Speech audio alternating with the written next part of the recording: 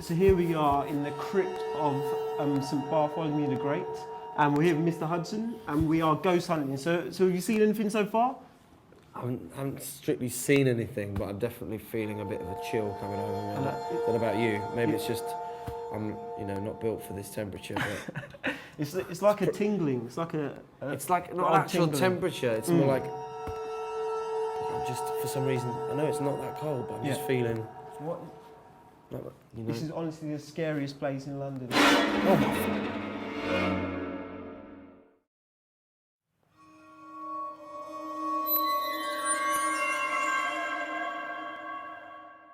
What we wanted to do was try and scare you, turn your hair white, or whatever we need to do to scare you. So I'm going to show you a few images and let me know what you think, like 1 to 10 on sort of scary, poo your pants type thing. Okay. So the first thing there, obviously you can. First thing there is a picture of sort of Camden on fire. It's the Hawley Arms on fire. Yeah. Was that scary? When did you hear about that incident? Well, I live pretty nearby. Kentish Town. And I lived even closer at the time, so I could actually, I was probably walking down the street and saw the sky lit up. And yeah, pretty scary until I knew no one had got hurt, and then I was just like, well, it's just, 6 out of 10. 6 out of 10. Okay. And the next one, this is solely based on your chic. We have an image here. I thought this would be your worst fear. Is that a tracksuit? This is a tracksuit. Is that scary? And who's it by as well? Oh, some random no-name brand. What, like? Let's say.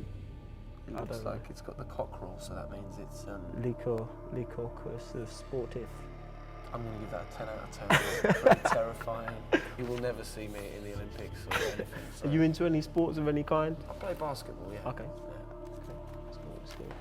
And the next one here, I'd love to see your face on this. And as a footnote, watching Mr West run into the pole and crack his head open, that was pretty scary. That sounds pretty bad. And for some reason he blames me.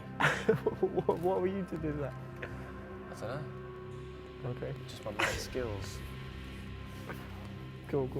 And speaking of Mr West, was this incident scary? What do you think of that incident there? This is him presenting her with her award. Yeah, that's him. That's his infamous stage he's crashing. presenting her with the award for best video and saying, "Well done, Taylor. All your hard work has paid off." Cool. So not scary at all then? Nah. Okay. So if you were there being... Two very talented musicians meeting, holding hands, it's beautiful. And just discussing beautiful things. 0 out of 10, not so scary. And the next image there, I'd love to see your face on this. There you go. Is that scary at all? No, because I know her, so okay. It's not scary. Okay, cool. Because obviously she's been up and down, and that's probably her I mean, lowest point. If anyone's, she doesn't look too happy, does she, Ames? There. But I think she's in a better place now. So. Okay.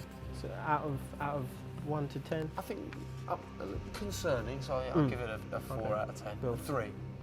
And this last one is a little tiny Photoshop number. It took about 2 seconds, so I've actually got a degree in graphics, so don't rate me on this at all. So what we got? What do you think of this image here? I'm going to give that a 5 out of 10. For only 5 out of 10? We thought that would be an 11 out of 10? Very scary. Let's say you were married to her. Did I have the towel on? You must have done. We haven't photoshopped the towel. in the red stripe of the towel. We haven't photoshopped the red stripe of the towel. No, I remember when that was actually. That was the Scala. Okay.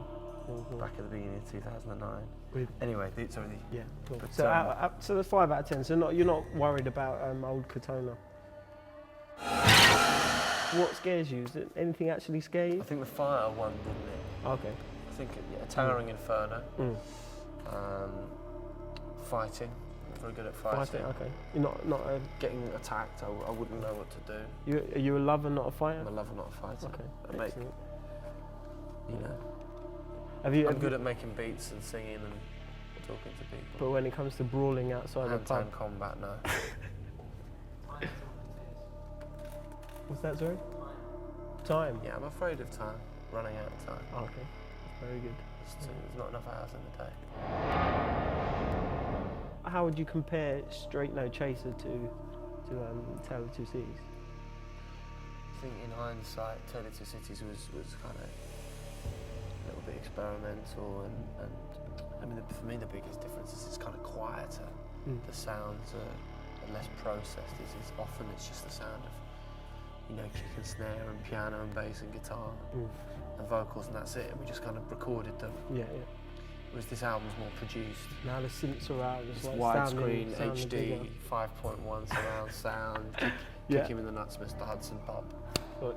And your favourite track on the album? Like, what's one of the tracks that makes you smile or makes you just remember a day when you were in the studio? Or? Yeah, no, I mean the actual title track, Straight No Chaser. You know, it kind of reminds me of, you know, driving around LA and like in some stupidly big car, bumping that. As you do when you're in LA. Cheers, yeah. And I've never been to Miami, but it kind of makes me imagine Miami. How you handling the fame and like, hey, that's Miss Hudson, I know you, sign this. Well, it's funny, I was walking down Carnaby Street today, and this young lady runs up and says, "Oh, you're Mr. Hudson, aren't you?" I said, "Yeah, I am, who are you?" And she introduced herself, and we went for a coffee. There you go. And, you know, it's pretty tough gig. It sounds like you're inviting more ladies to come up to you. No, I'm just, it's such a novelty at the moment. I'm really enjoying meeting people and travelling, and, you know, most of the time I'm kind of in the back of a cab or in the studio, so I'm not really on road meeting people as much as I'd like to, but it's funny, like, you know, walking down the street and people don't at this stage necessarily come up to me, but as I walk away, Yeah. What's that like? Is that crazy? It is, yeah. But I suppose, you know, the video's out there, it's to be expected. Speaking directly about ladies, like you've met a few along the way. I'm just going to throw some names out there. You just say a few words or. Barbara Windsor. Barbara Windsor. Fern Cotton. Helen Mirren. Mirren. Rihanna. Katy Perry. I don't know anymore. I'm out. Margaret Thatcher. Is there any ladies that you're holding the candle for? I'm flying solo, mate. Solo at the moment? Yeah. I've got time. There's no time. I'm promoting the record. You know, we put so much work into the album that I need to make sure it gets a decent, you know, crack of the whip. I want people to listen to it as an album. So yeah, I'm just promoting this. I'm like a one-man promotion machine at the moment, so there's not a lot of time for whining and dining. How involved is Kanye in the whole project? Obviously, he's put you on that platform, and he's helped you get to that platform. I needed his help, man. You know, I'm not gonna lie. It's taking you to the next plane. I was just wandering around Hackney, you know, like, and I got a phone call. Do you want to go to Hawaii? Work on the Blueprint 3, and I have him to thank for that. I have him to thank for a lot. But do you know what? He doesn't trouble me too much. He's leaving me up to my own devices. I think he's proud of Straight No Chaser, he's proud of the record, and he knows I can stand on my own 2 feet. So, you know, we talk now and then about, you know, at times when we've got to make decisions like, are we happy with this video, or, you know, who's going to direct this, or what the next single's going to be. But otherwise he just lets me handle my biz. What the hell is that? Oh, it's Raj.